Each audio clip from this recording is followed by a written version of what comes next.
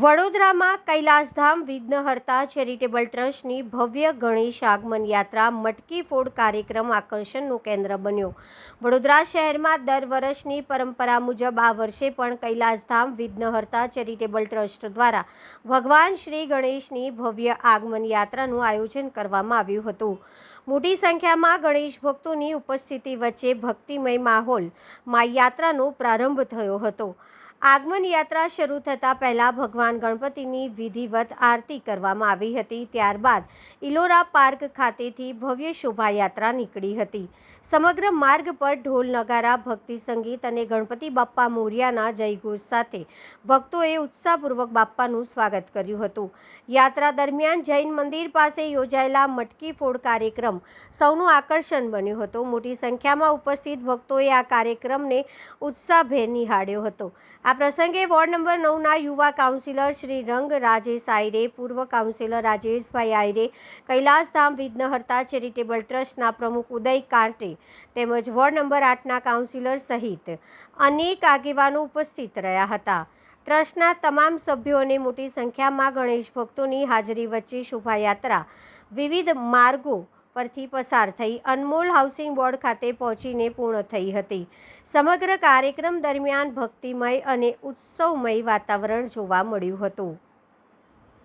ગણપતિ બાપ્પા મોરયા! ગણપતિ બાપ્પા જય ગણેશ! કૈલાસધામ વિઘ્નહર્તા ચેરિટેબલ ટ્રસ્ટનું આ 34મું વર્ષ છે અને જેનું આજે ભવ્ય આગમન એક શરૂઆત થઈ ગઈ છે અને છેલ્લા 6 મહિનાથી છોકરાઓએ જે તનતોડ મહેનત કરી હતી અને એનો આજે ક્ષણ આવી ગયો છે। તો આજે બહુ મોટી સંખ્યામાં અમારા જોડે ભાવિ ભક્તો જોડાયા છે આગમનમાં। તો અમે લોકો એ જ કહીશું કે હજી બી ઘરેથી જમી લીધું હોય તો ઓટીમાં મોટી સંખ્યામાં અમારી જોડે જોડાઓ। અને જૈન મંદિર 4 રસ્તા પર આપણે મટકી ફોડનો બી પ્રોગ્રામ રાખેલો છે। આપણા ગુજરાતમાં નહીં, આખા ભારતમાં આપણે પહેલી વખત ગણપતિના આગમનમાં આપણે દહીહાંડીનો પ્રોગ્રામ રાખ્યો છે। આપણે જોડે શ્રી કૃષ્ણ ભગવાન પધારી રહ્યા છે આપણા જોડે ગણપતિ જોડે, અને આપણે દશામાં 4 રસ્તા પર બી આપણે એક દહીહાંડીની એક સલામી આપીશું ગણપતિ બાપ્પાને, અને પછી આપણે નીચ મંડળે પધારીશું। વડોદરા શહેર એ ગણેશ નગરી છે, ઉત્સવ નગરી છે। આજે તમે જોઈ રહ્યા છો કે વડોદરા શહેરમાં પશ્ચિમ વિસ્તાર એ બધા જ ગણપતિ આન બાન શાન સાથે કરે।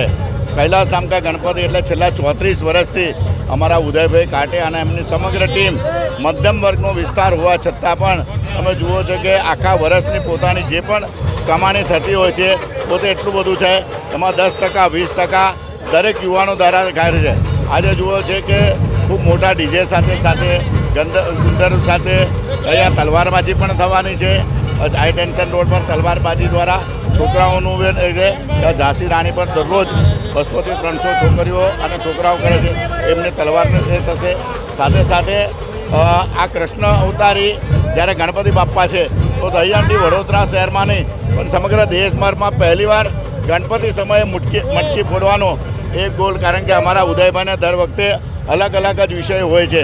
તો આજે જૈન મંદિર પર હમણાં અહીંથી કલાક પછી તમે જોશો કે ત્યાં આગળ દહીહાંડીનો કાર્યક્રમ વડોદરા શહેરના યુવાનો દ્વારા મટકી પણ ફોડવામાં આવશે।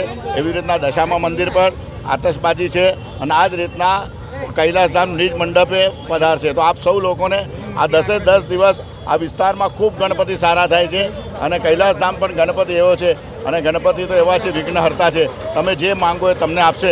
તો આજના દિવસે કૈલાસધામ ગણપતિના અમારા ઉદયભાઈ કાંટે અને સમગ્ર ટીમને કે જેમને એ આના માટે છેલ્લા 6 મહિનાથી આ ગણપતિ ગયા પછી પાછા 6 મહિના પછી પોતાના પોકેટ મનીમાંથી આ ગણપતિ ઉજવતા હોય છે। તો ભગવાન એમને ખૂબ યશ, કીર્તિ અને સંપત્તિ આપે તેવી ખૂબ શુભેચ્છા આપે।